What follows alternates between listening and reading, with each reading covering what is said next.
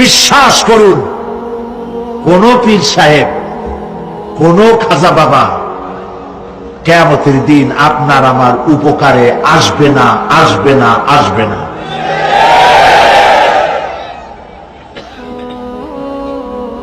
আমল ভালো হবে, আল্লাহ ক্ষমা করবেন।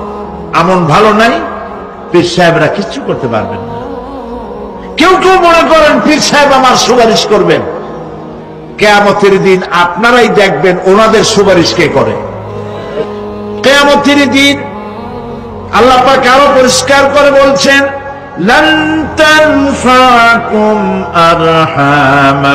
আরহামুকুম ওয়ালা আওলাদুকুম ইয়াউমাল কিয়ামাহ।